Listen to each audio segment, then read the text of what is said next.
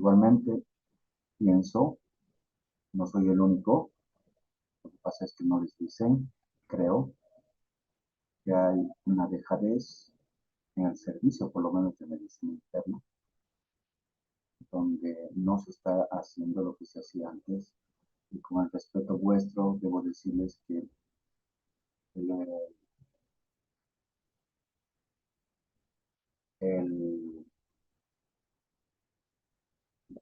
estado de los alumnos a la entrada a internado y el desarrollo del conocimiento en el internado y todo esto ya es sabido por parte de alumnos de otras universidades y no por parte de ustedes, porque creo que esto solamente por ahora está sirviendo para probar. Y es bastante triste, ¿no? Porque este es el momento de aprender, pero aprender bien. Hoy vamos a tocar el tema de insuficiencia respiratoria, que esperemos que les sirva en la práctica. Una pregunta que siempre hacemos: la insuficiencia respiratoria sería, ¿cuál de estas? La correcta: falla de intercambio gaseoso, es la presencia de hipoxemia, es la presencia de disnea intensa, es el distrés respiratorio agudo o es la falta de oxígeno. ¿Con cuál de estas preguntas ustedes se quedan?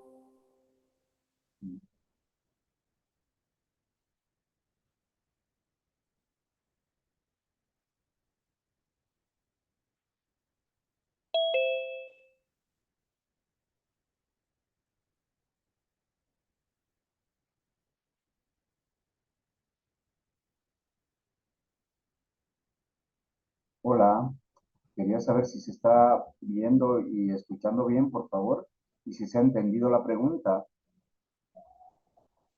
Sí, doctor. Digamos, esta es una pregunta de examen. ¿Cuál colocarán? Es una sencilla. Pues, no sea una pregunta sencilla. Un poco ambigua, eso sí, pero es muy clara la respuesta. ¿Cuál sería para ustedes la respuesta correcta?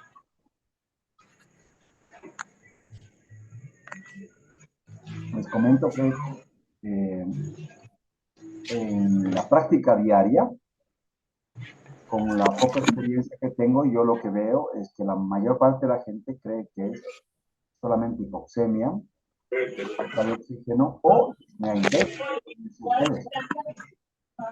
Por lo tanto, definitivamente, obviamente que no es, ¿no? No es solo eso.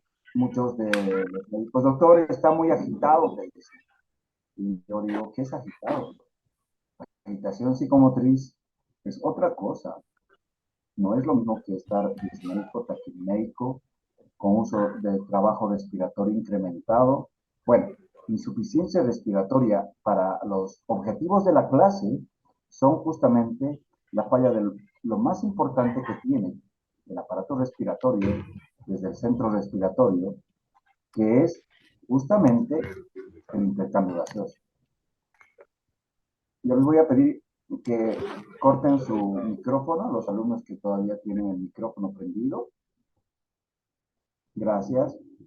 Entonces, el concepto de insuficiencia respiratoria es el fracaso de la función más importante del aparato respiratorio, que es la ventilación e intercambio gaseoso necesario para atender la actividad metabólica del organismo.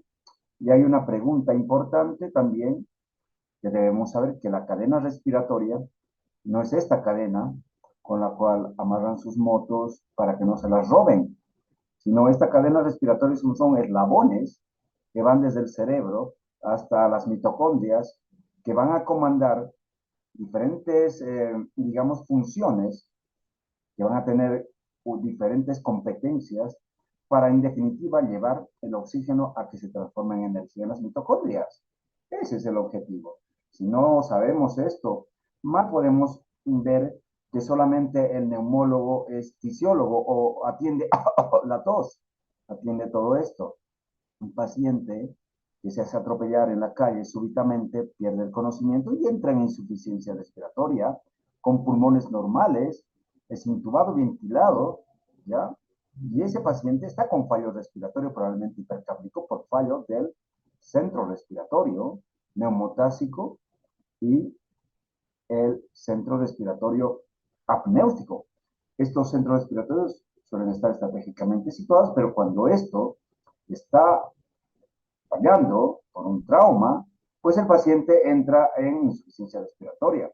Lo mismo puede pasar con aquel paciente que tiene choque, un estado de choque séptico o un estado de choque cardiogénico, que aunque el pulmón esté bien, igual este paciente va a entrar en un tipo especial de insuficiencia respiratoria que en definitiva va a hacer de que no se lleve oxígeno a las células.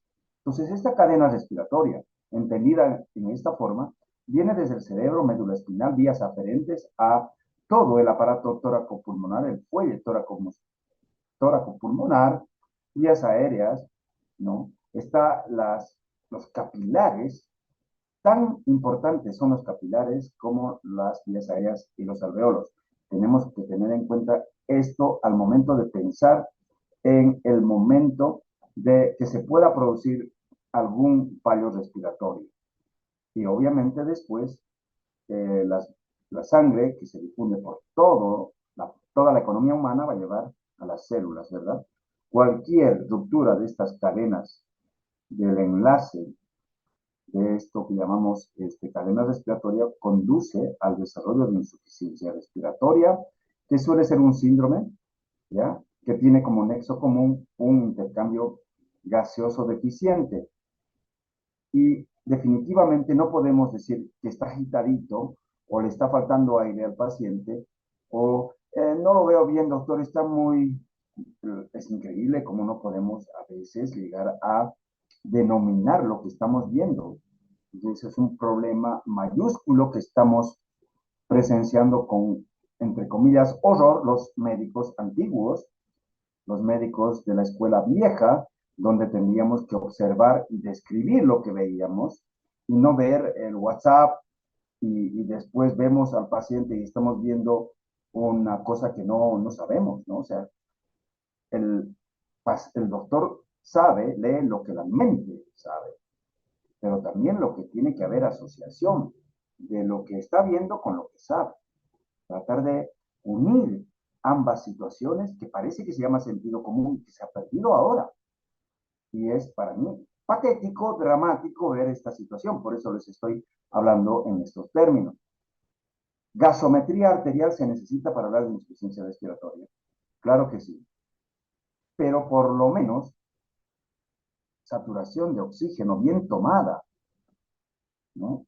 A saber que la gasometría arterial, además de medir los niveles de presión disuelta en el plasma de oxígeno, te mide la presión disuelta en el plasma de dióxido de carbono, porque puede haber insuficiencias respiratorias fundamentalmente hipoxémicas, tipo 1, o tipo 2, con alteraciones de, además de hipoxemia, de dióxido, sobre todo de eliminación de dióxido de carbono, las llamadas insuficiencias respiratorias tipo 2 hipercápnicas. Todo esto, con estos valores que nosotros vemos, 60 y 45, es a nivel de 0 metros sobre el nivel del mar, en reposo, en un paciente en vigilia. Hipoxemia, por lo tanto, no es sinónimo de insuficiencia respiratoria, es solamente que la presión parcial de oxígeno está baja. Concomitantemente, la correlación con la saturación de hemoglobina por parte, o sea, de oxígeno por parte de la hemoglobina, el mayor transportador de oxígeno, también va a estar baja. Hay una correlación entre la presión disuelta en el oxígeno disuelta en el plasma con la que está unida la hemoglobina. Y esta unión es muy versátil, esta unión es muy laxa, esta unión es, si quieren ustedes, dependiendo si lo necesita o no el individuo, ¿lo libera o no lo libera? ¿Tiene desvío a la derecha o no? ¿Es normal o desvío a la izquierda? Y normalmente se sabe que la presión a nivel del mar de oxígeno disuelta en el plasma es de 80. Y si está por debajo de 80, hablamos de insuficiencia respiratoria. 2.500 metros, hablaremos de 60 milímetros de mercurio. La hipercapnia o hipercarbia, que es un sinónimo, tenemos una presión de dióxido de carbono a nivel del mar de 45 y en Cochabamba 2.500 metros. Approx 37.5. Cuando tenemos por encima de 37.5, 38, 39, 40 ya es hipercambio. Estos son valores de referencia de gasometría arterial a nivel del mar, donde el pH no cambia ni en la altura ni en el nivel del mar. La presión de oxígeno, de dióxido de carbono, cambian, pero cambian no por las fracciones inspiradas de oxígeno, cambian por las presiones de la atmósfera, o también llamadas presiones barométricas. La saturación de oxígeno con la cual está unida la hemoglobina varía en el nivel del mar del 90% por encima. Y el bicarbonato, donde sea que estés, es de 22 a 26. Esta es lo que llamamos la escalera,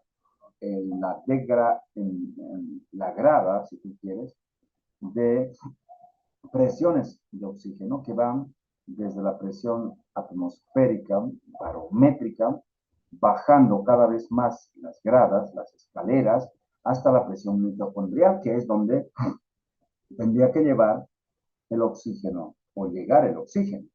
Entonces tenemos una presión barométrica, una presión inspirada de oxígeno que la ingresa a la vía respiratoria, una presión exhalatoria, una presión alveolar que llega hasta los alveolos, una presión que difunde hacia los capilares a minúscula, por lo tanto el A menos A, que es importante y a partir de ahora lo voy a hablar, es la diferencia del alveolo hacia el capilar pulmonar.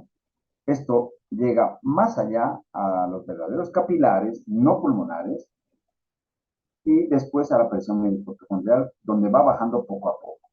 Aire atmosférico seco, aire traqueal, inspirado, aire alveolar, arterial, capilar medio y mitocondrial. La diferencia o el gradiente alveolo arterial del alveolo acá son 10 a 15 milímetros de mercurio. ¿Se puede calcular? Claro que sí. Inclusive se puede clasificar las insuficiencias respiratorias si los gradientes alveolo arteriales están normales o aumentados.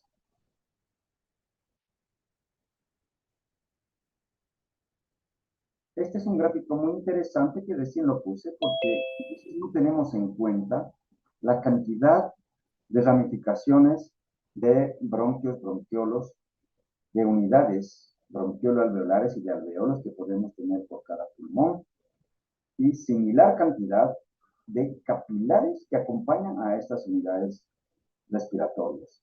Por lo tanto, es una amplia zona de intercambio gaseoso. Y esto es lo que tenemos que tener en mente al pensar en aparato respiratorio. Y también tenemos que tener en mente que no es lo mismo la presión arterial de oxígeno a nivel del mar, donde tenemos la presión barométrica de 760 milímetros de mercurio, la misma que a medida que va subiendo, va bajando. Y en Bogotá, que tiene la misma altitud aprox que Cochabamba, de acuerdo a estudios del doctor Patiño, publicaciones muy serias, hablan de 560 milímetros de mercurio de presión barométrica. ¿Esto incide en la presión de oxígeno? Claro que sí. De acuerdo a la ecuación de gas alveolar, Cochabamba tiene 2.560 metros, por lo tanto estamos ahí. ¿Cómo va a incidir? Pues hay una correlación en la altitud, a mayor altitud, ¿no? Mayor o menor, perdón, presión barométrica. Y a menor presión barométrica, menores presiones parciales de oxígeno, ¿ya? Donde se puede ver PO2, la presión de oxígeno que llega al alveolo, que es inspirada, y la presión arterial, que va bajando a mayor altitud, va bajando la PO2, porque disminuye la presión barométrica. Y proporcionalmente a que baja la presión arterial de oxígeno disuelto en el plasma, también baja la saturación, caballero. Cochabamba, nos ponemos acá, entonces más o menos estamos tantito más arriba de 60. La presión arterial de oxígeno, ahí voy a poner 0, K, lo mismo que corresponde a una saturación aproximadamente de 90%. O sea, para Cochabamba, tener una saturación periférica de oxígeno por encima del 90% está bien. Me pasé rápido esto y lo voy a ir más lento. Entonces, nosotros respiramos oxígeno junto con otros gases, pero lo que nos interesa es el oxígeno.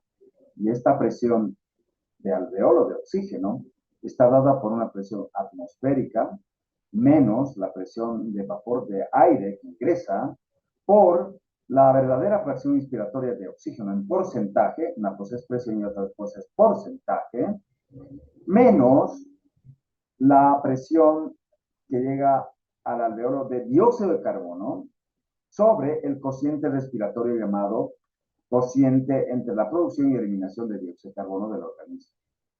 ¿Se puede reemplazar esta fórmula del gas alveolar? Claro que sí. La de la atmósfera, midiendo la presión barométrica de Cochabamba. A nivel de mar, 760. Cochabamba, 560. Esta es la porcentaje de vapor de agua que ingresa a las vías respiratorias y se considera como una constante de 47%.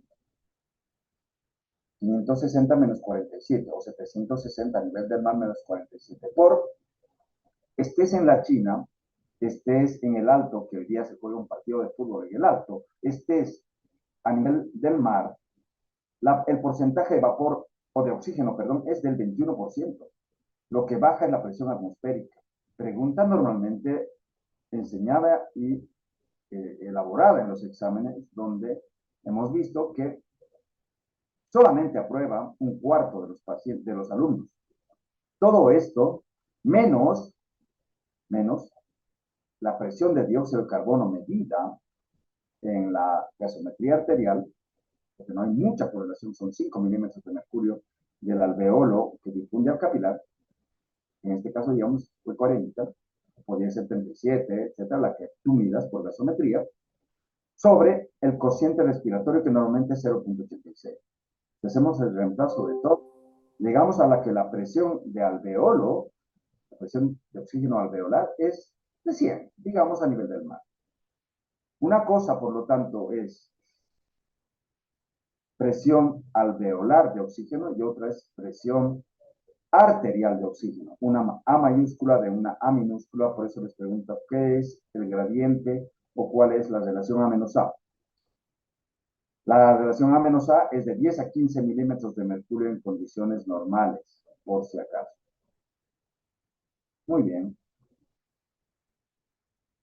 Tener en cuenta que de esas unidades alveolares tenemos justamente 300 millones por cada pulmón y esto equivale a una de esos 300 millones. La campanita del alveolo con el capilar.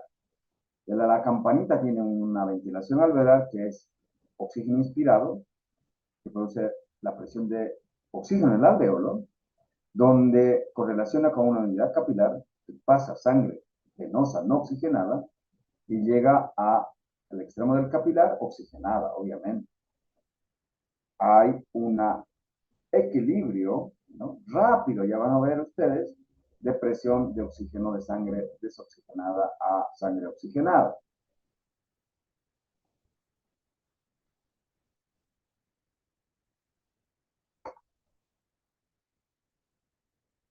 La diferencia, por lo tanto, del oxígeno que difunde al capilar es de 10 a 15 milímetros de mercurio. Es el gradiente alveolar arterial de oxígeno que debemos, y lo van a, si son residentes de neumología, lo tienen que saber, y los de medicina interna y terapia intensiva también, y los médicos por consecuencia también.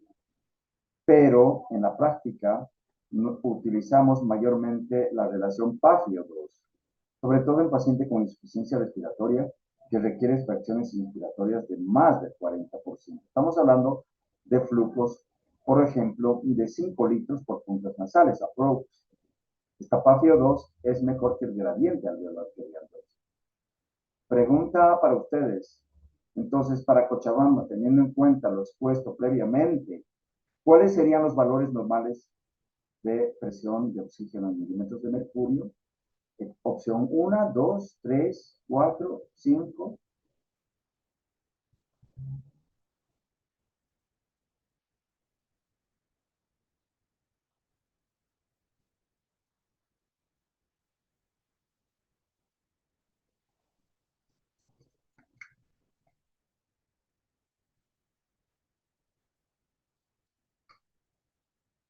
Parece que estoy con chatbot en clases. Si no me responden la próxima, cualquier cosa, 6, doctor.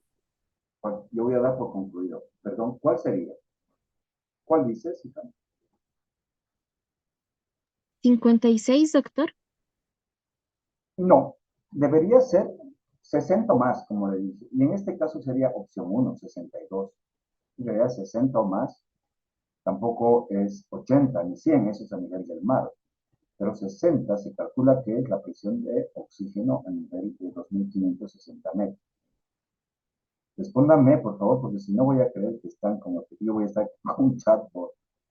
La concentración de oxígeno en el aire, por lo tanto, a altitud de 2600, presión barométrica 560, la presión que llega en el ambiente es 117, pero otra cosa es la que difunde, ¿verdad? Que son de 10 a 15 milímetros de mercurio más bajo. Entonces, aquí voy viendo esto que es interesante, donde voy viendo las diferentes presiones de oxígeno y dióxido de carbono en diferentes lugares y diferentes altitudes. Yo veo Bogotá y lo voy a poner como Cochabamba, igual que Ciudad de México, más o menos. Y lo voy a poner La Paz, que es otra cosa, más alta, o mayor o menor presión barométrica. Entonces, fíjate que en Bogotá, yo lo pongo como Cochabamba, tengo una PO2 de 62 y tengo una presión de dióxido de carbono más baja, 35. Y en La Paz, 3.500 metros, voy a tener menor presión de oxígeno, o sea, va a ser 57 en un estudio publicado justamente en Bogotá, y una PaO2 más baja todavía, porque el paciente que está en altitud está habitualmente adaptado con una respiración más rápida. ¿No es así? Bien, eso tiene que quedar bien claro. Por lo tanto, la concentración de oxígeno no varía. Lo que varía es la presión barométrica, que incide en la presión de oxígeno. Y por lo tanto, va a haber hipoxemia llamada hipovárica, donde yo tomo los gases arteriales, que en este extremo, en la gasometría, tengo esta presión de oxígeno y esta presión de dióxido de carbono. Esto será suficiente. O sea, lo que quiero llegar a que ustedes comprendan es que gasometría arterial está correlacionada estrechamente con la saturación. Por lo tanto, a mí me interesa saber esta respuesta. ¿Cómo se transporta o cómo viaja el oxígeno en el torrente sanguíneo? ¿Se disuelve en el plasma? ¿Está unido a alguna proteína de transportación? ¿Está unida a la hemoglobina? La proteína en realidad, la hemoglobina. ¿Está en forma de partículas gaseosas o está unida a la carboxihemoglobina? ¿Qué opción pondrían acá? ¿Uno, dos, tres, cuatro o cinco o más de una?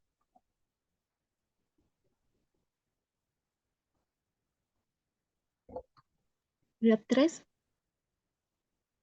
Definitivamente más del 95% del transporte está unido a la hemoglobina. Ojo, hay una mínima concentración de oxígeno por la ley de Bohr disuelto en el plasma, que es lo que da justamente la presión arterial de oxígeno. Por lo tanto, unido a la hemoglobina del 97 al 99%, y opción 1, disuelto en el plasma también. ¿Esto cómo se mide? Por gasometría, PaO2 por gasometría. ¿Y esto cómo se mide? Por la saturación, por el oxímetro de pulso, por el saturómetro. ¿Ok? Ok. Por lo tanto, tenemos a este eritrocito que además de transportar oxígeno, unido a la hemoglobina, en forma laxa, también transporta al dióxido de carbono y lo podemos ver y lo va liberando. La hemoglobina tiene un grupo hemo y un grupo globina, que en realidad son proteínas. Esta hemoglobina tiene 4 átomos de hierro en forma de ion ferroso. Cada una de ellas se une a estas bolitas rojas que son, si se satura completamente, 4 moléculas de oxígeno. La saturación completa de oxígeno en realidad no puede ser, pues puede ser del 100%, pero no lo es, porque hay un 3% que está disuelto en el plasma.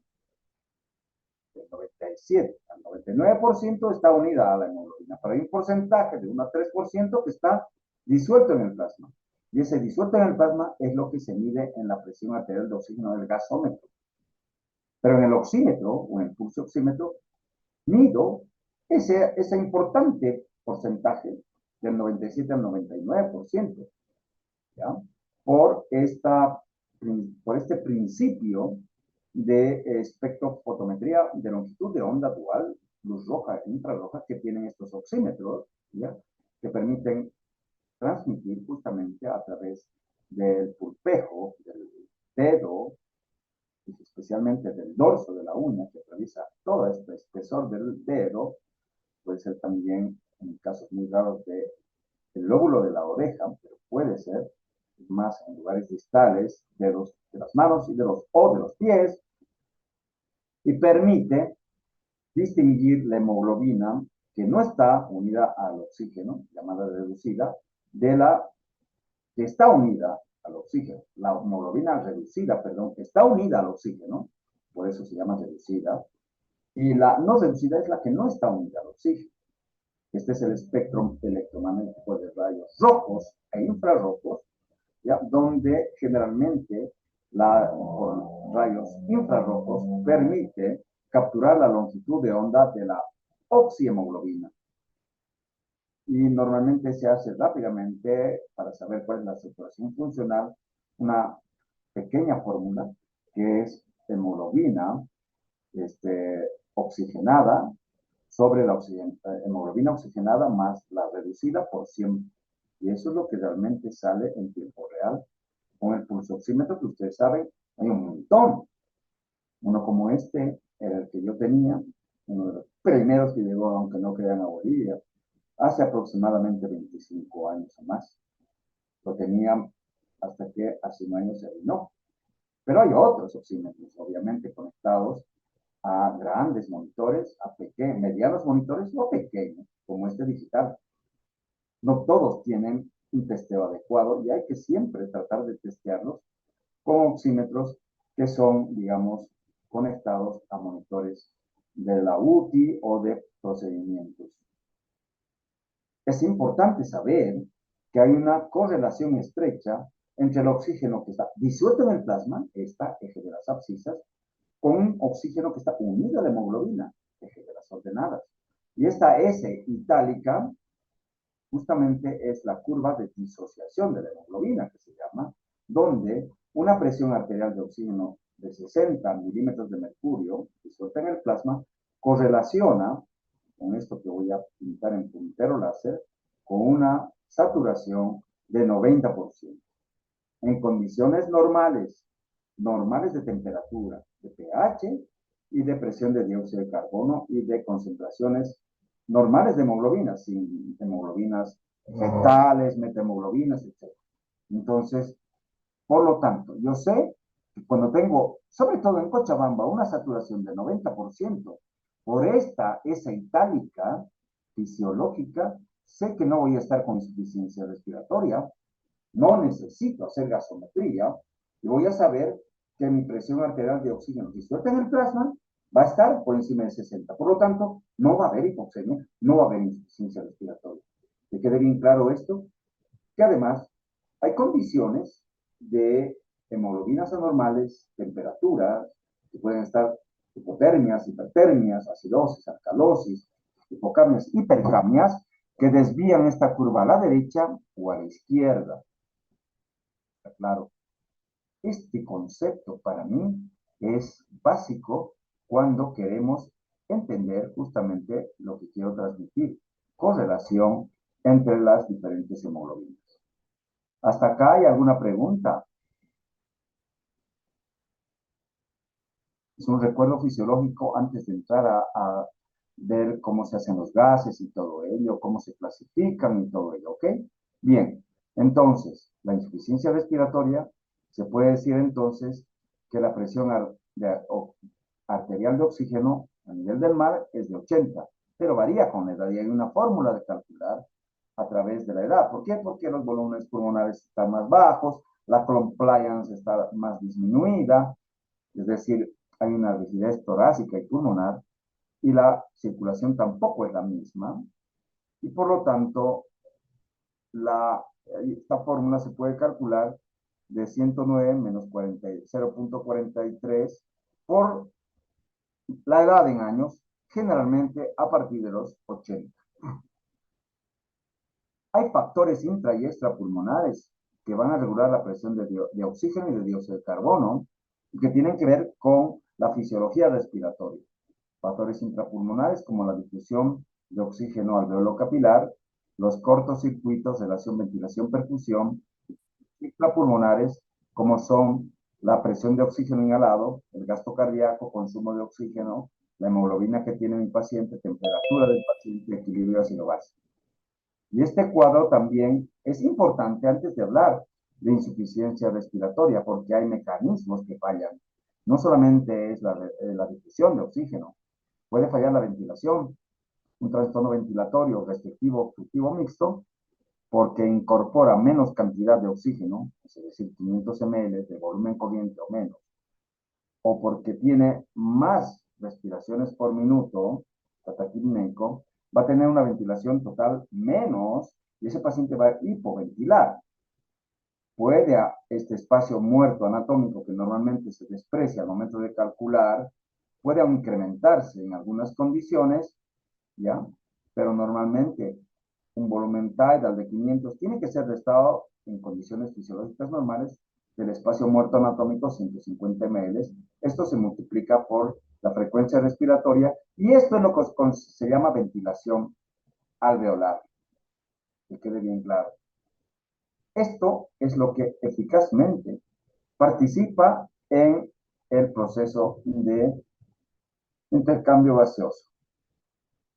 La difusión es a través de la membrana alveolo-capilar y cuando hablé de enfermedades intersticiales, que parecería que estuviera hablando una cosa de cuento de hadas, no sé qué, pero tiene que ver con estas 0.105 micras, que es el espesor de la membrana alveolo-capilar que en las intersticiopatías se altera. Y por lo tanto la difusión está alterada y por lo tanto el gradiente va a estar incrementado. ¿Se puede medir con el A menos A? Sí, se puede calcular, pero también se puede hacer con equipos que midan esta ley de Fick, que tienen que ver qué cosas en la difusión. No solamente es diferencia de presión de un lado al otro, tiene que ver también el espesor de la pared, el área de superficie difundida, ¿ya? Y todo eso entra en lo que llamamos ley de Fick. Por lo tanto, el otro mecanismo también que puede estar alterado, fisiológico, es la relación de ventilación-perfusión, que en condiciones normales es igual a 1, pero cuando se alteran unidades bronquiolares, con obstrucción, tapones de moco, neumonitis, etcétera, bronquitis obstructiva, asma, EPOC, como en B, como en el gráfico B, acá, o cuando se obstruyen flujos vasculares o se destruyen capilares pulmonares, como en tromboembolismo pulmonar, en enfisema, vamos a tener alteraciones en la relación ventilación-perfusión con estas siglas. BA, ventilación alveolar, Q es perfusión, por si acaso. Lo normal es igual a 1, acá, al medio. Pero eso es en condiciones ideales. Ni en pulmones sanos se da esto, excepto en algunas áreas, como las áreas de West, llamadas U3.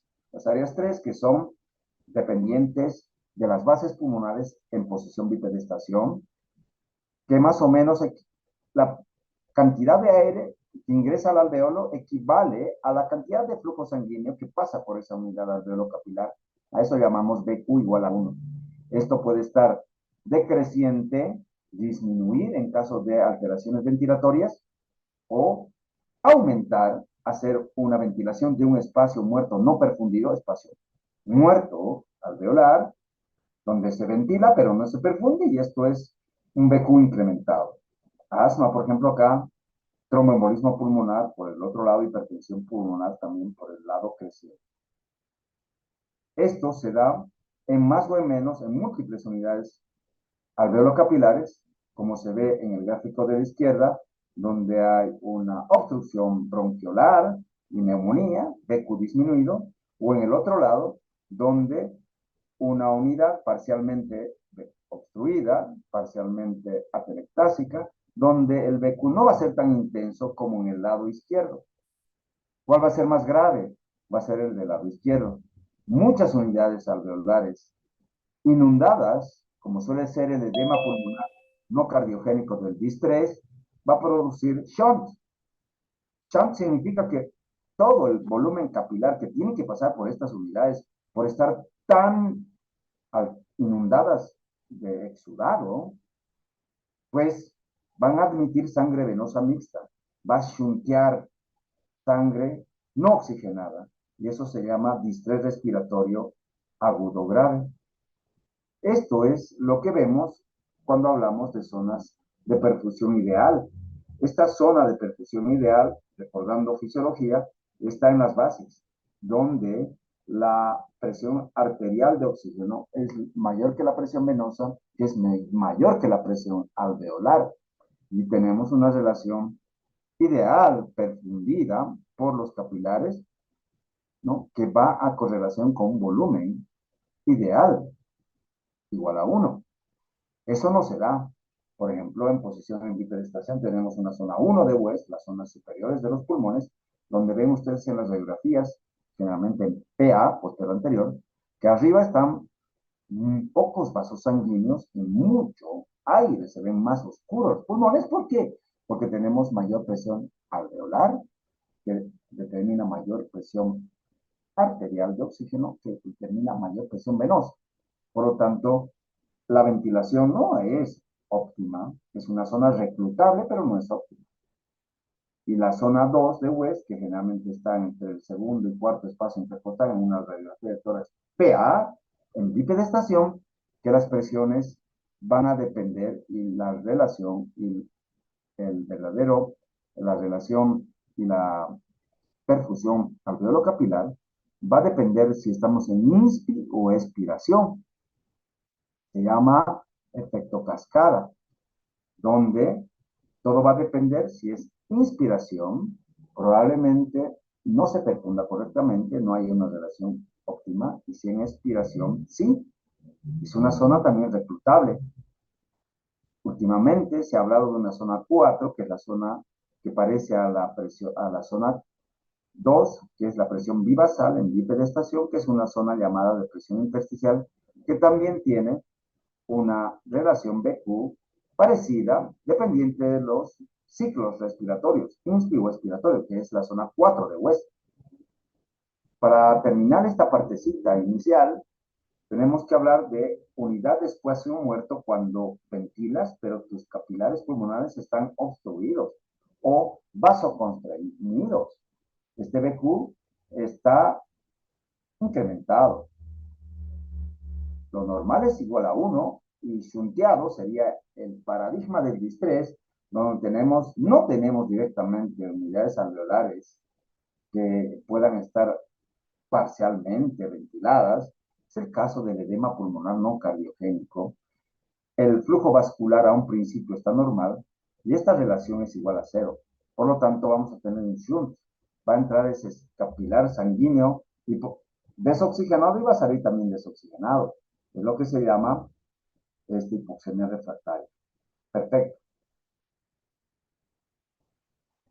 Cuando hablamos de insuficiencia respiratoria, antes de darme 5 minutos de descanso, hablamos de las causas de fisiopatología de hipoxemia o de insuficiencia respiratoria. Disminución de la fracción de oxígeno, hipoventilación de los alveolos, alteración en más o en menos de la relación ventilación-perfusión, la admisión venosa mixta o el shunt derecha-izquierda y las alteraciones de la difusión. Y hay ejemplos clínicos, claro que sí. Y cuando vemos un paciente con distrés hablamos de shunt. Y cuando hablamos de un paciente con fibrosis hablamos de alteración de la difusión. Y cuando hablamos de neumonía, embolia pulmonar, atelectasia, hablamos de BQ, que es la causa más frecuente de hipoxemia. Casi todas las hipoxemias, o sea, todas las insuficiencias respiratorias que ingresan a los hospitales en salas, tienen alteración BQ en más o en menos. Raras excepciones son los trastornos fibróticos con difusión, raras son los distrés respiratorios verdaderos que están en las salas. Raros son los casos hipoventilados alveolarmente. Ni te diga de las hipoxemias de altitud o disminución de la presión inspiratoria de oxígeno, donde cada una de ellas va a tener su diferente, digamos, nivel de presunción. Por ejemplo, si yo veo gases arteriales donde el gradiente alveolar arterial está normal, pero el paciente está hipoxémico, eso va a tratarse probablemente de una insuficiencia respiratoria de tipo 2 por hipoventilación alveolar. La PCO2 está alta. Le doy oxígeno y corrige, corrige. ¿Dónde no corrige? En el shunt. La mayor parte de estos procesos PQ alterado o difusión van a tener un gradiente incrementado, excepto la hipoventilación alveolar. También es importante saber que la PAFIO2, índice de Kirby, que normalmente es más de 200, si está menos de 200, se calcula que hay admisión venosa mixta, que hay un shunt derecha-izquierda de más del 20%. Esto es importantísimo para entender cómo clasificamos la insuficiencia respiratoria, basada en este caso en el A-A o gradiente alveolar arterial de oxígeno, calculada por la ecuación de gas alveolar que está acá. La hipoxemia. Tenemos un paciente hipoxémico. Cochabamba, digamos 56 respirando aire, o 50. Hago el gradiente alveolar arterial de oxígeno con 560 milímetros de mercurio, digamos, y calculo. Si está elevada, que es lo más frecuente, debería colocar oxígeno. Habitualmente en laboratorios pulmonares se usa 100% de oxígeno, pero en la sala, en la emergencia, no usa 100%, le das oxígeno de 40 a 50%. Y esperas. Uno se desespera porque quiere que rápidamente corrija. Y la mayor parte de los procesos leves y moderados que no tengan admisión venosa mixta corrigen en 5 a 10 minutos. Pero aquella hipoxemia que no corrige está con shunt y por lo tanto estoy pensando en un distrés respiratorio que es una cosa grave de insuficiencia respiratoria. Cuando mi gradiente está normal, estoy seguro que es por hipoventilación. Ese paciente es obeso, es un EPOC, es un retener crónico de dióxido de carbono y tengo que tener mucho cuidado con administrar flujos altos de oxígeno, porque puede empeorar la situación. Si corrige, estoy ante un BQ alterado, una difusión alterada, etc. Este es importantísimo el gráfico que les quiero mostrar para darme 5 minutitos de break. Nos vemos en 5 minutitos.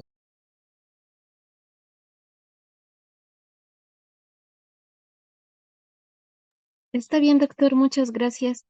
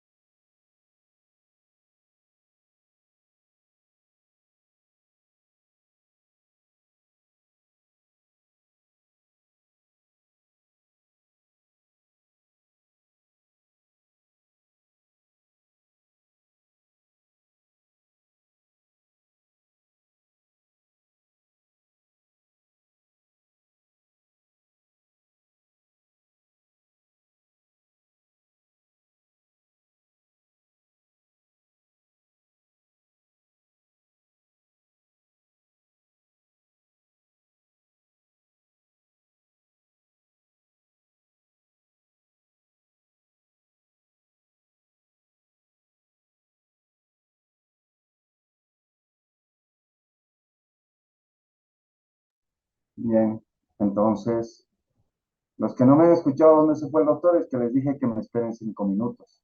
Me tardé un poco más. Se ve que no están presentes ahí. Por eso quiero pasar clases como el doctor Salfaro presencialmente. La insuficiencia respiratoria tenemos que clasificar y diferenciar de lo que es hipoxemia, que es de por debajo de 80. Insuficiencia respiratoria es generalmente alteración del intercambio gaseoso con hipoxemia e hipercamia o hipoxemia pura. Las hipoxias son el aporte disminuido a los tejidos y las hipoxias no es lo mismo que hipoxemia, que es concentración de oxígeno en sangre, en presiones de milímetros de mercurio. La hipoxia, la disminución de oxígeno que llega a las células, a los tejidos, y esta puede ser hipoxia hipoxémica, circulatoria, anémica y disóxica. ¿Y cómo se diferencian por las causas? La hipoxémica, la mayor parte de las insuficiencias respiratorias. La anémica, por justamente como su nombre lo indica, disminución de los hematíes, transportadores de oxígeno. La circulatoria en el caso de estados de choque, y las hipoxias hipóxicas o disóxicas son donde hay disminución de la extracción tisular de oxígeno por intoxicación, por sepsis, etc. La insuficiencia respiratoria se clasifica en varios ítems de acuerdo a algunas situaciones. En este caso, podríamos decir que las hipoxemias se clasifican en tipo 1 o oxigenatoria y tipo 2 o ventilatoria. La tipo 1 son fundamentalmente hipoxémicas. La tipo 2 son fundamentalmente hipoxémicas, pero con hipercapnia. Las hipercapnias son elevación del dióxido de carbono en sangre, producto de alteraciones en la producción o la ventilación alveolar, donde el cociente de dividir producción de dióxido de carbono sobre la ventilación alveolar es el producto justamente de la presión de dióxido de carbono medida en sangre, que normalmente a nivel del mar es de 40. Ya les dije que a nivel de Cochabamba es 37.5 aproximadamente. ¿De dónde viene el dióxido de carbono de los tejidos? En transformación de los hidrogeniones, que habitualmente con el bicarbonato reabsorbido del riñón forman el ácido carbónico y en la sangre se disocia en agua, que es eliminada de los pulmones, llegando una vez los capilares o a las unidades alveolo-capilares, y en dióxido de carbono, que también es exhalado. Entonces, una cosa es lo que está transportado en la sangre, también por la hemoglobina, como carbaminohemoglobina, y otra cosa es que se disocia a nivel de oxígeno y es eliminado junto con el agua en la ventilación. De ahí viene, cuando el problema es en la ventilación, entonces tenemos problemas de hipercapnia. Y también cuando el problema es en la producción de dióxido de carbono. Si mi paciente tiene hipoventilación porque tiene una cifosis, una obesidad, voy a tener un volumen minuto disminuido y una hipoxemia con gradiente normal. Pero también puedo tener enfermedades avanzadas como una EPOC, una fibrosis, desequilibrios entre la ventilación y perfusión, donde mi volumen minuto no está tan disminuido, está conservado, pero igualmente mi gradiente tampoco está tan normal, suele estar normal o incrementado. De acuerdo al tiempo de instauración, la insuficiencia respiratoria puede ser aguda, que son la mayor parte de causas de hospitalización. Cuando un paciente tiene influenza, COVID o cualquier neumonía que no tiene insuficiencia respiratoria, no se interna, no se debe internar, para eso tienes que evaluar en la emergencia.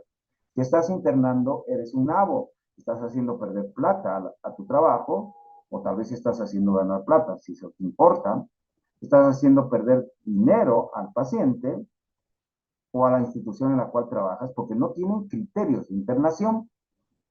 El paciente con insuficiencia respiratoria crónica tampoco se interna.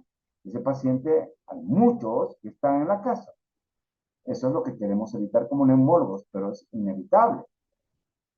Y El crónico que se agudiza, sí se interna. Entonces, hay dos causas muy frecuentes de ingresos hospitalarios por causa respiratoria.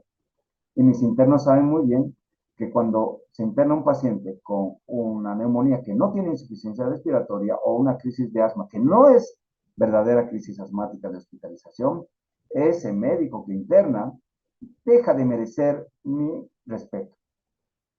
Lo mismo que hay una causa crónica que no merece hospitalizarse, a menos que sea para estudio. La instalación de una insuficiencia respiratoria va a ser rápida, normalmente no tiene antecedentes, puede faltar los antecedentes de enfermedad respiratoria a menos que sea asmático. Hay una mala tolerancia clínica a esta nueva situación. Hay una hemoglobina normal, no tiene acidosis respiratoria y menos no hay hipercamia. El bicarbonato suele ser normal en la gasometría, si es que le tomaron, y tiene un estado nutricional óptimo. Lo crónico, todo lo contrario. En tu frente puede estar un paciente con insuficiencia respiratoria crónica y no te has dado cuenta, porque él no dice estar disney. No, te dicen, está bien, no, estoy bien. Mentira. Le pones el oxímetro y está 82 de saturación, pero está tolerando. ¿Por qué? Porque tiene hace tiempo este proceso y está compensando reteniendo dióxido de carbono, probablemente con un bicarbonato también elevado, ¿ya? Pero está esto elevado a expensas de un pH normal.